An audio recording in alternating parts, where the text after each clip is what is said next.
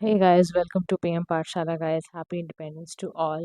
और आज जैसा कि हम अपना मैक्रो इकोनॉमिक्स कर रहे हैं, हम अपनी बेसिक टर्म्स को समझ रहे हैं। तो जो भी बच्चे चैनल पे नए हैं, do like share and subscribe to PM Pathshala. PM Pathshala आपके करंट अफेयर्स, आपके स्टैटिक पोर्शन पूरी तरह से चाहता है कि आप कंसोलिडेट कर लें। इसीलिए पूरी तरह से ऐसी वीडियोस बनाई जा रही हैं जहाँ पर आपको बहुत ज़्यादा पढ़ने की ज़रूरत ना पड़े। वीडियोस से ही आपको एक स्मार्ट स्ट्रैटेजी मिल जाए पढ़ने की। तो आज हमारा जो नेक्स्ट टॉपिक है guys, we are skipping chapter 4 जो हमारे लिए रेलेवेंट है हमारे एग्जाम के लिए। We are taking that only. आज हमने जो टॉपिक उठाया है वो नाम है गवर्नमेंट बजट और इकोनॉमी के ऊपर। ठीक है। बहुत सारे देखो, अभी हमारा गवर्नमेंट बजट भी रिलीज हुआ जब नई गवर्नमेंट फॉर्म हुई है ना। तो बहुत सारी ऐसी टर्म्स आती हैं तो बच्चों को नहीं पता चलता। अब देखो, करंट अफेयर्स में हम कितनी भी कोशिश करते हैं ना, तो कुछ ना कुछ छूट जाता है। तो मैंने कहा लेट्स टेक का कि स्टैटिक का कुछ निकाल के आपको समझा दिया जाए। और एनसीईआरटी की किताब को हमें, मुझे नहीं लगता कभी भी अंडर एस्टिमेट करना चाहिए। आपको भी समझ में आएगा कि जब हम पढ़ते हैं तो कितनी सारी चीज़ें ऐसी निकल कर आती हैं जो हमने नहीं सुनी होती हैं। अच्छा देखो, चैप्टर में जब शुरुआत होती है ना तो ये कहता है कि देखो, apart from the private sector एक गवर्नमेंट होती है जो बहुत इंपॉर्टेंट रोल निभाती है किसी भी इकॉनमी के लिए। तो किसी भी कंट्री में अगर प्राइवेट सेक्टर प्लस गवर्नमेंट होती है ना, तो उस जगह की इकॉनमी को मिक्स्ड इकॉनमी कहते हैं। जैसे हमारे भारत देश में एक मिक्स इकॉनमी है। हमारे देश में प्राइवेट सेक्टर भी है और सरकार भी होती है। दोनों ही इकोनॉमिक लाइफ को इन्फ्लुएंस करती हैं। और उसी से हमारा फिर नेक्स्ट पार्ट शुरू होता है गवर्नमेंट बजट का। ठीक है। इस चैप्टर के अंदर ना गवर्नमेंट बजट समझाया हुआ है सबसे पहले कि गवर्नमेंट बजट होता क्या है, इसके कंपोनेंट्स क्या क्या है। है ना, जो गवर्नमेंट बजट है ना, कॉन्स्टिट्यूशनल रिक्वायरमेंट समझ में आ गई थी, इसीलिए इसको ना आर्टिकल 112 में डाल दिया गया था। पार्लियामेंट में ना ये बताया गया है कि गवर्नमेंट बजट ना एक ऐसी स्टेटमेंट है जिसमें एस्टिमेटेड रिसीट होती हैं और एस्टिमेटेड एक्सपेंडिचर होता है गवर्नमेंट का। और पूरा का पूरा फाइनेंशियल ईयर 1 अप्रैल से लेके 31 मार्च तक का डेटा पूरे बजट का लिखा हुआ होता है। तो ना हम ना याद रखना, गवर्नमेंट बजट को ना एनुअल फाइनेंशियल स्टेटमेंट भी कहते हैं, एएफसी, एएफएस सॉरी। इसके अंदर बजट के पूरा डॉक्यूमेंट होता है। देखो, बजट के डॉक्यूमेंट में ना पूरा लिखा होता है रिसीट कितना है, एक्सपेंडिचर कितना है पर्टिकुलर ईयर का, और उसका किसी पूरा इम्पैक्ट क्या पड़ेगा सब्सिक्वेंट ईयर्स में, वो सब कुछ लिखा हुआ होता है। अब यहीं पर कह रहा है कि ना एक चीज़ होती है रेवेन्यू बजट की। रेवेन्यू बजट का मतलब है current financial year only are included in the revenue account. देखो, एक रेवेन्यू बजट होता है। बजट में भी I am telling you what happen. देखो, ये ना बजट है मान लो। ठीक है। बजट में ना दो तरह के बजट लिखे जाते हैं, एक रेवेन्यू बजट होता है, एक कैपिटल बजट होता है। रेवेन्यू बजट में ना रेवेन्यू अकाउंट होता है, यानी कि उसमें ना असेट एंड लाइबिलिटीज़ के बारे में लिखा हुआ होता है। फिर ना कैपिटल बजट होता है, उसमें भी लिखा होता है those of concern of asset and liability, sorry asset and liability capital budget का पार्ट है। इसमें आपका रेवेन्यू अकाउंट पूरा आ जाता है कि कहाँ कहाँ से आपका अर्निंग हुई है, कैसे कैसे हुआ है। ठीक है, इसको हम पूरा डिटेल में भी समझते हैं तो आपको और समझ में आएगा। जब भी सरकार ना गवर्नमेंट का बजट निकाल रही है, तो याद रखना गवर्नमेंट के बजट को निकालने के लिए ना कुछ ऑब्जेक्टिव्स होते हैं। क्योंकि देखो, बिना किसी ऑब्जेक्टिव के कोई भी काम नहीं किया जाता है। गवर्नमेंट एक बहुत मेजर रोल निभाता है और लोगों के वेलफेयर के लिए काम करता है, क्योंकि और गवर्नमेंट इंटरवीन भी करता है इकॉनमी पे। सबसे पहला तरीका है जो गवर्नमेंट बजट का ऑब्जेक्टिव होता है, वो होता है allocation function of government budget. यानी कि क्या कह रहा है कि गवर्नमेंट ना सर्टेन गुड्स एंड सर्विसेज देता है, मार्केट मैकेनिज्म्स में भी लगाने को बोलता है। और आप समझ लो जैसे कि ना कुछ गुड्स हैं, नेशनल डिफेंस के गुड्स हैं, सड़कें हैं, है ना, जनरल एडमिनिस्ट्रेशन है, गवर्नमेंट का एडमिनिस्ट्रेशन, ये सारे के सारे पब्लिक गुड्स होते हैं। अब इनको पब्लिक गुड्स क्यों कहते हैं और प्राइवेट गुड्स से ये अलग कैसे होते हैं, तो वो हम सब समझेंगे। आज मैं आपको पूरा ये बजट का पार्ट समझाऊंगी, बड़े ध्यान से सुनते जाओ बस आप। देखो, जो ये कपड़े हैं, गाड़ियां हैं, फूड आइटम्स हैं, पब्लिक गुड्स हैं, तो there are two major difference होता है पब्लिक और प्राइवेट गुड में।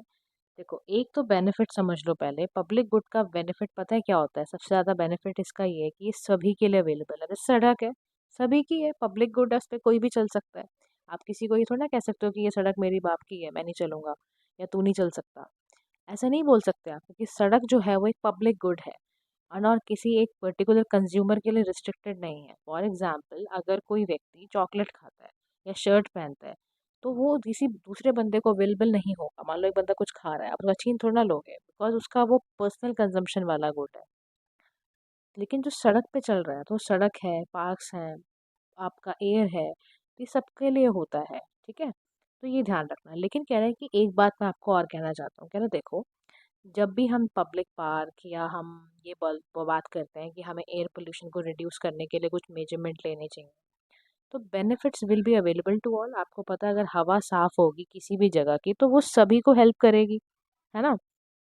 अगर कोई व्यक्ति गुड्स कंज्यूम करता है and does not reduce the amount available for consumption for others, तो several people can enjoy the benefits. That is why consumption of many people is not rivalrous. हम यहाँ पर देखो, बहुत सारे लोग अगर कहते हैं कि भाई हम खाना खा रहे हैं, तो कई बार ऐसा सुनने को आ रहा होता है कि भाई ये तो इन्होंने इनका छीन के खाया है ना। तो जैसे मेरा कहने का मतलब यहाँ पर बेसिकली ये है कि कई बार जब कंजम्पशन बहुत सारे गुड्स की होती है, तो वो राइवलरस नेचर में नहीं होती है। राइवलरस का मतलब याद रखना कि आप समझो कि जैसे राइवलरी वाली फीलिंग समझते हो क्या होता है। राइवलरी की फीलिंग का मतलब क्या होता है कि प्रतिद्वंदी, कंपटीशन टाइप का लगाना। But here we are not talking about like this. जैसे मान लो इकोनॉमिक्स के टर्म में एक गुड राइवलरस कब होता है, जब एक बंदा कंज्यूम कर रहा है, ठीक है, और फिर reduces the amount available for consumption by other. For example, अगर आप केक खा रहे हो, है ना, केक खाया आपने, एक पार्ट केक का हिस्सा आपने खाया, तो वो एक हिस्सा कम हो गया ना। या मान लो बिस्किट के पैकेट में 12 बिस्किट है, आपने एक बिस्किट खा लिया, तो अब 11 ही बचे हैं। अब 11 ही लोगों को खिला सकते हो ना आप। वहीं से अगर 14-15 लोग आ जाए, तो आपको तोड़ने पड़ेंगे, टुकड़े करने पड़ेंगे, तो वो गुड उसके लिए अवेलेबल नहीं होगा उस तरह से जैसे आपने खाया। बात समझ में आ रही है। तो इकोनॉमी के टर्म में राइवलरस प्रतिद्वंदी टाइप नहीं होता है, बल्कि यहाँ पे जो मैंने आपको टर्म समझाई है केक के फॉर्म में एग्जाम्पल लेके, वो है। अब आगे का हम देखते हैं, आगे कैसे यहाँ पर होगा। देखो, अपना हम प्राइवेट गुड्स की तरफ चलते हैं। In case of private goods, anyone who does not पे फॉर द गुड, उसको एक्सक्लूड कर दिया जाता है। जैसे मान लो आप एक सिनेमा हॉल में जा रहे हो, पीवीआर इनॉक्स में जा रहे हो मूवी देखने के लिए, तो दैट इज योर टिकट, आप अपनी उस पर देख रहे हो मूवी को। तो if you do not buy a ticket, आपको अलाउ नहीं किया जाएगा मूवी हॉल में, आप नहीं आ सकते। लेकिन ऐसा पब्लिक गुड में नहीं होता है। पब्लिक गुड में कोई फिजिबल वे नहीं है, आपको बेनिफिट उठाना ही पड़ेगा। इसीलिए कहा जाता है कि कोई पब्लिक पार्क है, सड़कें हैं, तो वो पब्लिक गुड में इसलिए आती हैं क्योंकि वो नॉन एक्सक्लूडेबल है। वहाँ जो भी चीज़ें हैं वो बेनिफिट सभी लोग उठा सकते हैं। अगर मान लो कोई यूज़र पे भी नहीं कर रहा, तो it is difficult and sometime impossible to collect fees for the public good. इसीलिए जो नॉन पेइंग यूज़र होता है किसी भी पब्लिक गुड का, उसको फ्री राइडर बोला जाता है। क्या बोला जाता है? उसको बोला जाता है फ्री राइडर्स। ठीक है, तो consumer will not voluntary pay for what they can get for free, और for which there no conclusive consume, basically exclusive title to the property being enjoyed. तो लिंक है प्रोड्यूसर का कंज्यूमर के साथ through the payment process, जबकि broken नहीं होता। तो गवर्नमेंट को पहला स्टेप ये लेना होता है कि वो हर तरह से चीज़ों को ठीक तरह से करके लोगों तक पहुंचाए। तो लिंक है प्रोड्यूसर का कंज्यूमर के साथ, एक पेमेंट प्रोसेस है ना। जैसे मान लो प्रोड्यूस कर रहे हैं और आप उसका पैसा दे रहे हो, तो एक लिंक होता है।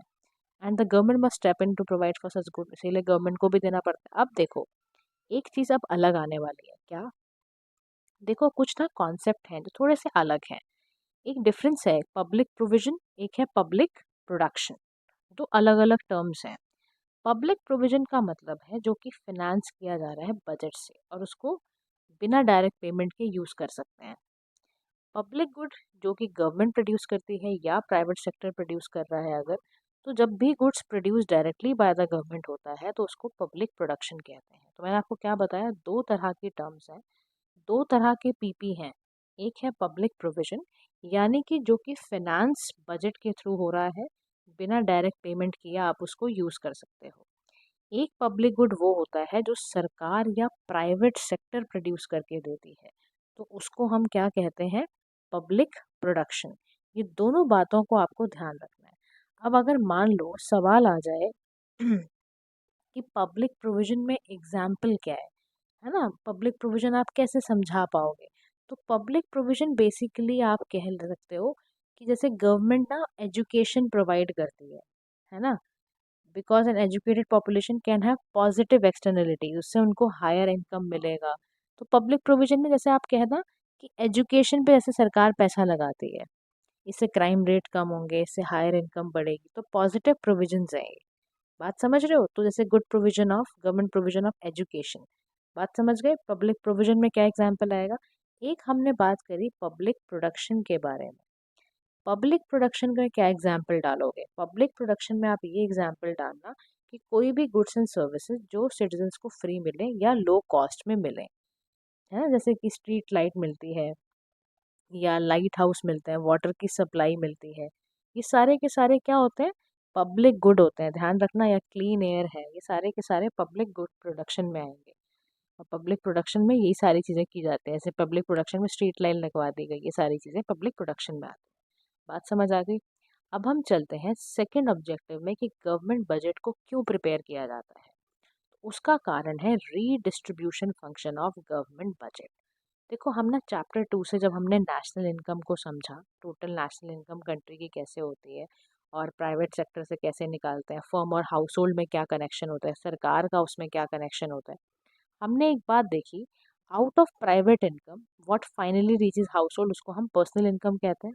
मतलब जो भी पैसा मैं किसी चीज़ को खरीदने के लिए अपने पर्सनल यूज़ के लिए लगा रही हूँ, मेरी पर्सनल इनकम है। तो गवर्नमेंट सेक्टर भी क्या उसको अफेक्ट करती है? हाँ हाँ, बिल्कुल करती है।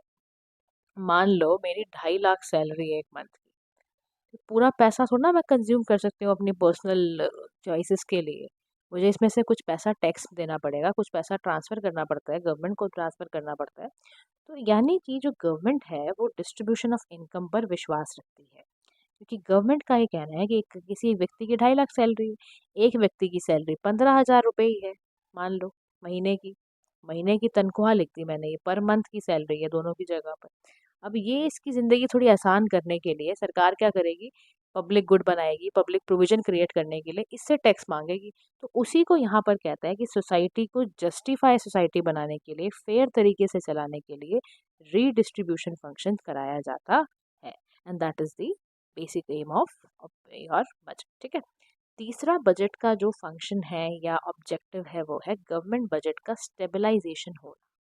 देखो, गवर्नमेंट को ये चाहिए कि वो कोई भी अगर इनकम में या एम्प्लॉयमेंट में कोई फ्लक्चुएशन अगर हो रही है तो उसको करेक्ट करे। तो जो भी ओवरऑल एम्प्लॉयमेंट का लेवल है, इकॉनमी के प्राइसेस का लेवल है, ये डिपेंड करता है आपके एग्रीगेट डिमांड के लेवल पर, जिसमें डिपेंड करता है कि आपका स्पेंडिंग डिसीजन क्या है। मिलियंस ऑफ डिसीजन, दोबारा समझाती हूँ। देखो, सरकार को चाहिए कि वो अपना इनकम और एम्प्लॉयमेंट की फ्लक्चुएशन अगर कुछ भी ऐसी हो रही है तो उसको सुधार करे, है ना? अगर कुछ भी एम्प्लॉयमेंट का लेवल कुछ ख़राब हो रहा है, प्राइसेस में बहुत इन्फ्लेशन आ रहा है, एग्रीगेट डिमांड कुछ ऐसी क्रिएट करनी है, मिलियंस ऑफ पैसा कुछ कहीं और लगाना है, तो सारा का सारा चीज़ें गवर्नमेंट को डिसाइड करनी पड़ती है, कितना पैसा है, कितना उधारी है, सारा कुछ गवर्नमेंट को बजट में समझाना पड़ता है। वेजेस कितनी है, वेजेस भी इतनी रखनी है कि वो जैसे इंटरनेशनल लेबर ऑर्गेनाइजेशन कह रहा है उस लेवल पर मिनिमम वेजेस का कॉन्सेप्ट भी हमें फॉलो करना पड़ेगा। ठीक है। एम्प्लॉयमेंट भी ऐसा ना हो कि बिल्कुल ही बुरा हाल हो जाए। तो गवर्नमेंट को बहुत ध्यान रखना पड़ता है कि कितनी एग्रीगेट डिमांड को रेज करनी है। फिर अगर डिमांड मान लो एक्सीड कर जाए, मान लो डिमांड है 10 लोगों की, सामान हमारे पास 2 ही लोगों का है, तो ऐसे में आप समझते हो ना, ऐसी कंडीशन में इन्फ्लेशन होगा ही होगा। तो ऐसे में गवर्नमेंट चाहती है कि डिमांड एक्सपेंड और रिड्यूस जो है वो बजट के तहत ही, बजट ऐसा स्ट्रांग बनाया जाए जिसकी वजह से स्टेबल रहे डिमांड और सप्लाई, ना ज़्यादा एक्सपेंड करे डिमांड, ना ज़्यादा रिड्यूस हो जाए। दोनों को सब गवर्नमेंट इंटरवीन इसीलिए करती है ताकि एक स्टेबलाइजेशन फंक्शन की तरह बजट क्रिएट किया जा सके। ठीक है। अब बजट में और क्या चीज़ें आती हैं उसको भी हम देख लेते हैं। बजट में हम सबसे पहले चलते हैं रिसीट की ओर। सबसे पहले हमारी रिसीट है, यानी जो पैसा हमें मिलता है। ऐसी पहली रिसीट है हमारी रेवेन्यू रिसीट्स, यानी कि वो रिसीट जिस पे गवर्नमेंट क्लेम नहीं कर सकती, और ये नॉन रिडीमेबल है। यानी ये दो तरह से आपकी रेवेन्यू रिसीट होती हैं। एक आपकी होती है टैक्स रेवेन्यू, एक होती है non tax revenue. Tax revenue बहुत इंपॉर्टेंट है, रेवेन्यू रिसीट का पार्ट है। और ये दो तरह से रेवेन्यू रिसीट डिवाइडेड होती है, डायरेक्ट टैक्सेस में, यानी पर्सनल इनकम टैक्स, और फर्म्स को कॉरपोरेशन टैक्स देना होता है। ऐसे ही इनडायरेक्ट टैक्सेस जो है वो एक्साइज ड्यूटीज़ हैं, टैक्सेस हैं, कस्टम ड्यूटी है जो टैक्स इम्पोज किए जाते हैं गुड्स को जो इम्पोर्ट एक्सपोर्ट किया जाता है, एक सर्विस टैक्स होता है, अब तो ये जीएसटी लगने लग गए। डायरेक्ट टैक्सेस ये सारे होते हैं। डायरेक्ट टैक्सेस में यही सब है, आपका wealth tax, gift tax, state duty को भी अबॉलिश कर दिया गया है। ये सभी टैक्सेस को हम क्या कहते हैं? डायरेक्ट टैक्स कहते हैं। तो रीडिस्ट्रीब्यूशन की अगर हम बात करें तो रीडिस्ट्रीब्यूशन का ऑब्जेक्टिव जानते हो क्या होता है? रीडिस्ट्रीब्यूशन का ऑब्जेक्टिव ये होता है कि हम ना थ्रू प्रोग्रेसिव इनकम टैक्सेशन को अचीव कर पाए, यानी higher the income higher is the tax rate. जितनी आपके देश में लोगों की इनकम होगी उतना ही आपको टैक्स मिलेगा। मान लो, और देखो फर्म्स को जो टैक्स किया जाता है वो प्रोपोर्शनल बेसिस पे टैक्स किया जाता है। प्रोपोर्शनल बेसिस पे मतलब क्या है कि tax a particular proportion of profit. Proportion का मतलब है कि जितना प्रॉफिट हुआ है उस प्रोपोर्शन में कितना टैक्स जाना चाहिए वो उस हिसाब से दिया जाता है। उस हिसाब से कंपनी को पैसा पे करना होता है जितना आपका प्रॉफिट हुआ है। एक्साइज ड्यूटी, नेसेसिटीज, ये सब पे अलग तरह का टैक्स लगता है। कंफर्ट में, सेमी लग्जरी में, टोबैको, पेट्रोलियम में टैक्स बहुत हैवी लेना भी चाहिए भाई। टोबैको पे क्यों छोड़ें, पेट्रोलियम प्रोडक्ट्स पे क्यों छोड़ें? तो बिकॉज ये देखो, यहाँ पर टोबैको में तो चलो नशे वाली बात आ गई, पेट्रोलियम प्रोडक्ट्स में we are importing petroleum product, तो वहाँ पे चलेगा ही, इतना तो टैक्स चलेगा ही। तो वो बात है। अब नॉन टैक्स रेवेन्यू की अगर बात आती है तो देखो, non tax revenue central government में क्या है? बेसिकली नॉन टैक्स रेवेन्यू यानी कि जो रेवेन्यू टैक्स से नहीं आ रहा है, फिर कहाँ से आता है? फिर वो आता है इंटरेस्ट। इंटरेस्ट कहाँ से रिसीव हो रहा है? जो सेंट्रल गवर्नमेंट लोन्स देती है किसी स्टेट गवर्नमेंट को, या कोई गवर्नमेंट कंपनी है, कोई पीएसयू है, पब्लिक सेक्टर अंडरटेकिंग है, वहाँ से जो डिविडेंड प्रॉफिट आता है वो सारा आपका नॉन टैक्स रेवेन्यू कहलाता है। यानी कोई फीस है, रिसीट है, ये सारी चीज़ें। कैश इन ग्रांट भी अगर फॉरेन कंट्री से मिल रहा है, कोई इंटरनेशनल ऑर्गेनाइजेशन से मिल रहा है, मान लो आईएमएफ, वर्ल्ड बैंक हमें कुछ पैसा ग्रांट कर रहा है, वो सारा पैसा कहाँ लिखा जाता है? नॉन टैक्स रेवेन्यू में लिखा जाता है।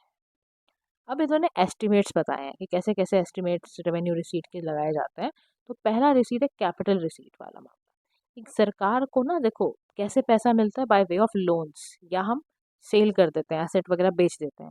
तो loans will have to be return to the agencies from which they have borrowed, जहाँ से उन्होंने लिए हैं। यहीं से लाइबिलिटी क्रिएट होती है। यानी जब हम गवर्नमेंट एसेट्स को सेल करते हैं, अंडरटेकिंग्स को सेल करते हैं, तो कैपिटल रिसीट का मतलब है जब आप कुछ बेचते हो ऐसा, उसी को डिसइन्वेस्टमेंट कहते हैं। अगर पेपर में क्वेश्चन आ जाए what do you mean by disinvestment, तो डिसइन्वेस्टमेंट का सीधा सा मतलब है कि जब भी सरकार अपना सेल करती है, पीएसयू के अपने एसेट, अपनी होल्डिंग्स को बेचती है प्राइवेट प्लेयर को, तो उसको डिसइन्वेस्टमेंट कहते हैं। उसी को कैपिटल रिसीट भी कहते हैं। तो देखो इस तरह से बजट डिज़ाइन किया गया है भारत का। रेवेन्यू बजट होता है, कैपिटल बजट होता है, इसके अंडर ये चीज़ें आती हैं, इसके अंडर ये चीज़ें आती हैं। तो सारा इस तरह से डिज़ाइन किया जाता है। अब देखो कह रहा है कि those receipts of the government which create liability और रिड्यूस फाइनेंशियल एसेट, उसी को हम कैपिटल रिसीट कहते हैं। क्या बोलते हैं कैपिटल रिसीट में? लाइबिलिटी क्या हो रही है? देखो, those receipt of the government which create liability, liability create हो रही है, एसेट कम हो रहा है, ऐसी चीज़ों को हम कैपिटल रिसीट कहते हैं। गवर्नमेंट यहाँ पर फ्रेश लोन लेती है, फ्यूचर में उसको रिटर्न करेगी, इंटरेस्ट पे करेगी, गवर्नमेंट अपना बेचेगी सामान यहाँ पर, तो उसको हम क्या कहते हैं? Capital receipt. बात समझ में आ गई? चलो अब एक्सपेंडिचर की तरफ चलते हैं। अभी तो हमने रिसीट पढ़ा, कुछ मिलना है। रिसीट एक्सपेंडिचर में आपको खर्चा करना है। एक्सपेंडिचर का मतलब यही होता है कि खर्चा है, चाहे आप उसमें फिजिकल एसेट, देखो इसमें कई बार खर्चा करने से आप बना भी लेते हो, कई बार खर्च करते हो, है ना? जैसे आपका नया घर लिया आपने, नया सोफे सेट लिए, नया सब कुछ बनाया, घर का एक एक पूरा इंटीरियर बनाया, तो वो आपका रेवेन्यू एक्सपेंडिचर एक तरह से लिया जाएगा अगर आप शीट बनाते हो पूरी। तो सरकार का भी रेवेन्यू एक्सपेंडिचर का मतलब है कि सरकार जब कुछ खरीद रही है, फाइनेंशियल एसेट खरीद रही है, कुछ फिजिकल एसेट खरीद रही है, तो वो सारा इसके अंडर आता है। अब देखो यहाँ पर ये कह रहा है जो इंटरेस्ट पेमेंट है, वेरियस सर्विसेज हैं, जो डेट बाय द गवर्नमेंट है, ग्रांट दी जा रही है स्टेट गवर्नमेंट्स को, दूसरी पार्टीज को, तो रेवेन्यू एक्सपेंडिचर का पार्ट है। बजट डॉक्यूमेंट में दो तरह की चीज़ें आती हैं, प्लान एक्सपेंडिचर, एक non plan expenditure. Within revenue expenditure एक दोनों बातें हैं, प्लान और नॉन प्लान।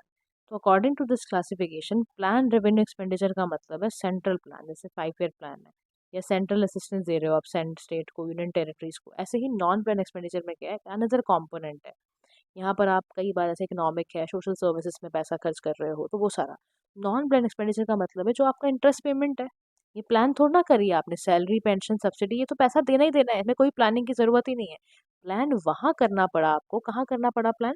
जहाँ कोई सोशल सर्विस आपकी हो, जहाँ कोई जनरल इकोनॉमिक सर्विस आपको देनी पड़ रही हो, ध्यान रखना दोनों में फ़र्क है। जैसे कुछ सेंट्रल प्लान, जैसे पहले हमारे 5 ईयर प्लान्स बनते थे, है ना? उन प्लान्स के लिए हमें पैसा जो एक्सपेंडिचर लगता था वो प्लान है। इंटरेस्ट पेमेंट, मार्केट लोन्स पे, एक्सटर्नल लोन्स, ये सब पार्ट आपका नॉन प्लान रेवेन्यू एक्सपेंडिचर का पार्ट है। डिफेंस का एक्सपेंडिचर है, सिक्योरिटी कंसर्न है, सब सब्सिडी वबिडी सब पे ये आपका लग रहा है। अब नेक्स्ट आपका होता है तो कोई रेवेन्यू एक्सपेंडिचर है। कैपिटल एक्सपेंडिचर में आप पता है क्या करते हो? आपका कैपिटल एक्सपेंडिचर की वजह से यहाँ पर असेट क्रिएट हो रहा है और लाइबिलिटी रिड्यूस होती है। यानी आपने लैंड खरीद लिया, बिल्डिंग खरीद ली, मशीनें खरीद ली, शेयर्स में इन्वेस्ट कर दिया, लोन एडवांस दे दिया सेंट्रल गवर्नमेंट ने स्टेट और यूटीज को, पीएसयू वगैरह कुछ नया क्रिएट कर लिया। तो कैपिटल एक्सपेंडिचर में भी प्लान और नॉन प्लान होता है। प्लान कैपिटल एक्सपेंडिचर का मतलब है like it's revenue counter part, central plan, central assistance देना, ये सारे के सारे प्लान कैपिटल में आता है। नॉन प्लान में जैसे आप किसी कोई इकोनॉमिक सर्विस दे रहे हो, सोशल सर्विस दे रहे हो, तो वो आपका नॉन प्लान में आ गया। तो बजट याद रखना सिर्फ रिसीट एंड एक्सपेंडिचर तक ही नहीं सीमित है। सिंस इंडिपेंडेंस जब आपका 5 ईयर प्लान भी आया, उसमें कई सारी पॉलिसीज भी होती थी, तो गवर्नमेंट को ना physical responsibility and budget management act 2003 में था। गवर्नमेंट को पूरा फिजिकल पॉलिसी स्टेटमेंट बनाना पड़ता है कि साल में गवर्नमेंट की क्या क्या प्रायोरिटीज़ हैं। गवर्नमेंट अगर कुछ भी अपने आप से डिवेट होती है अपनी पॉलिसी से, तो उसके लिए क्या करेगी, जीडीपी की ग्रोथ रेट के लिए क्या करेगी, फिजिकल का बैलेंस कैसे करेगी, ये सारा गवर्नमेंट को लिखना पड़ता है डॉक्यूमेंट में। अब देखो, अब ना देखो, ये भी डिसाइड करना ज़रूरी है कि किस, देखो बजट को 3 भागों में डिवाइड करा गया कि बजट बैलेंस होना चाहिए, अगर बैलेंस है तो कैसा होगा, सरप्लस वाला है तो कैसा होगा, डेफिसिट वाला बजट है तो कैसा होगा। ये सारी की सारी बातें बेसिकली यहाँ पर लिखी हुई नज़र आती हैं। ठीक है।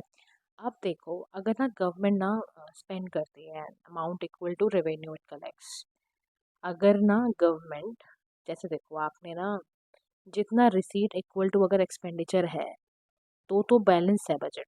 अगर मान लो रेवेन्यू से ज़्यादा एक्सपेंडिचर है तो बजट आपका डेफिसिट में जाएगा ही जाएगा, है ना? तो अब ना इसमें बात आती है सारी की सारी ये आती है कि अगर ना टैक्स आपका ज़्यादा कलेक्ट हुआ है एक्सपेंडिचर से तो उसको हम सरप्लस कह देते हैं। However the most common feature situation में क्या है, जब आपका एक्सपेंडिचर अगर रिसीट, देखो सीधी सी बात है, तो बहुत कॉमन सेंस वाली बात है, आई एम टेलिंग यू दिस। देखो, अगर रिसीट ज़्यादा एक्सपेंडिचर से तो बजट सरप्लस होगा, बजट क्या होगा, सरप्लस होगा। अगर ये उल्टा है, एक्सपेंडिचर ज़्यादा है तो बजट डेफिसिट में होगा, सीधी सी बात है। लेकिन मान लो गवर्नमेंट अगर बजट का डेफिसिट फॉर्म में आती है ना, तो गवर्नमेंट परेशानी में होती है। फिर गवर्नमेंट को लगता है कुछ तो ऐसा करना पड़ेगा ठीक करने के लिए। तो इसमें क्या करती है government, by way of revenue collect करने के लिए गवर्नमेंट क्या करती है, गवर्नमेंट सबसे पहला काम उठाती है रेवेन्यू डेफिसिट का। तो रेवेन्यू डेफिसिट बेसिकली पता है क्या है, गवर्नमेंट के रेवेन्यू एक्सपेंडिचर का एक्सेस होना। तो जब भी रेवेन्यू डेफिसिट, सबसे पहले गवर्नमेंट हर एक चीज़ को देखेगी, गवर्नमेंट पूरे डेफिसिट को चेक करेगी, तो रेवेन्यू डेफिसिट उठाएगी, कैपिटल डेफिसिट उठाएगी, सारा उठाएगी। रेवेन्यू डेफिसिट में पता है क्या हो रहा है, रेवेन्यू डेफिसिट में रेवेन्यू एक्सपेंडिचर ज़्यादा हो रहा है रेवेन्यू रिसीट से, इसलिए ऐसा देखने को मिल रहा है। फिर यहाँ पर ये कह रहा है कि ना, अगर गवर्नमेंट रेवेन्यू डेफिसिट में है, इसका मतलब गवर्नमेंट पैसा सेव नहीं कर पा रही है, यानी कि उसकी जो सेविंग है वो सारा का सारा पैसा खर्च होता जा रहा है, कंजम्पशन में ही खर्च होता जा रहा है। ऐसी सिचुएशन बन सकती है, अगर आपका रेवेन्यू डेफिसिट बहुत ज़्यादा है तो एक दिन ऐसी सिचुएशन बन जाएगी कि आपको उधार लेना पड़ेगा, नॉट ओनली टू फिनांस अपनी इन्वेस्टमेंट को फिनांस करने के लिए नहीं, बल्कि कंजम्पशन रिक्वायरमेंट, बहुत बुरा हाल है, आप बहुत डेट में आ जाओगे, लाइबिलिटी में फंस जाओगे। तो एक्सपेंडिचर कट करना बोला जाता है कि ऐसी सिचुएशन में गवर्नमेंट को चाहिए अपना एक्सपेंडिचर क्या करे, कट कर ले। रिड्यूस तो कर नहीं सकते, कट करने की कोशिश करो, तो ये बोला जाता है। अब ये कह रहा है कि देखो एडवर्स वेलफेयर इम्प्लीकेशन हो, उससे पहले आप पहले ही कर दो। इसी में सेकंड आता है फिजिकल डेफिसिट हो जाना। फिजिकल डेफिसिट का मतलब है कि बोरोइंग्स बहुत ज़्यादा हो गई हैं, आपके देश में बोरोइंग्स बहुत बढ़ गई हैं। अब इसमें फॉर्मूला लिख दिया कि ग्रॉस फिजिकल डेफिसिट को निकालने के लिए आप टोटल एक्सपेंडिचर माइनस कर दो revenue receipt plus non debt creating जो भी कैपिटल रिसीट हुई है उसको माइनस कर दो। लेकिन एफडी बेसिकली है क्या, बेसिकली आपकी बोरोविंग्स हैं। तो net date creating capital receive दो रिसीव जो बोरोविंग नहीं है और वो कोई डेट भी राइज नहीं कर रहे, जैसे आप रिकवरी कर रहे हो लोन्स का या आपने सेल कर दिया पीएसयू का, तो नॉन डेट क्रिएटिंग है। यहाँ पर क्या कोई डेट तो ना क्रिएट हुआ, डेट जहाँ क्रिएट हो रहा है वहीं पर आप समझ जाओ फिजिकल डेफिसिट होगा ही होगा। तो फिजिकल डेफिसिट को हम कहें क्या, कहें कि revenue deficit plus capital expenditure minus non debt creating. यानी कि रेवेन्यू, अगर देखो भैया रेवेन्यू डेफिसिट है, फिजिकल डेफिसिट इंडिकेट करेगा ही करेगा। मतलब आप ये समझ के चलो, अगर रेवेन्यू डेफिसिट का मतलब क्या है, डिस सेविंग हो रही है, सरकार कुछ पैसा सेव नहीं कर पा रही है, सिर्फ कंज्यूम कर रही है, एक्सपेंडिचर कर रही है। अब यहाँ पर आप सोचो अपनी इन्वेस्टमेंट को कंजम्पशन के लिए भी आपको उधारी करनी पड़ेगी। तो अगर रेवेन्यू डेफिसिट बढ़ा तो वो इंडिकेटर है कि एफडी भी बढ़ेगा ही बढ़ेगा, दोनों बढ़ेंगे फिर तो। फिर इसमें कॉन्सेप्ट आता है हमारा प्राइमरी डेफिसिट का। What do mean by primary deficit? देखो, प्राइमरी डेफिसिट का मतलब है कि आपकी गवर्नमेंट की बोरोइंग रिक्वायरमेंट कितनी है आपकी इंटरेस्ट ऑब्लिगेशंस को पे करने के लिए, क्योंकि बहुत डेट हो चुका है। प्राइमरी डेफिसिट को मेजरमेंट करने का यही कारण होता है कि आपको पता तो चले कितना फिस्कल इम्बैलेंस है, आपको पूरा पता चल जाता है। तो वो निकालते कैसे हैं इसीलिए इसका gross fiscal primary deficit is equal to gross FD minus net interest liability. आपको पता चल जाता है आपकी कितनी रिक्वायरमेंट है आपका, मतलब आप समझो प्राइमरी डेफिसिट से आपको ये पता चल रहा है कि आपने तो बोरोइंग तो कर रखी है बहुत ज़बरदस्त तरीके से, अब आप पैसा इसलिए उधार पे ले रहे हो ताकि जो उधार के जो इंटरेस्ट बन गए हैं उसको चुका पाओ, इसलिए इसको निकालना भी बहुत ज़्यादा ज़रूरी होता है। तो this is all about your budget. Budget के आपको मैंने टाइप समझा दिए। देखो गाइज, ये सारे ना बड़े इंपॉर्टेंट है। अब अगर आप बजट को रीड करते हो तो you are able to understand the Indian economy much more easier. ठीक है, इसीलिए आज मैंने आपको ये चैप्टर गवर्नमेंट बजट का कराया है पूरा। कोई क्वेश्चन होता है, आपको कोई टर्म समझ नहीं आई हो या कुछ ऐसा लगे आपको, तो you can even ask me in your comment section. And thank you so much for listening. Do like, share, and subscribe to PM Pathshala. Have a nice day to all.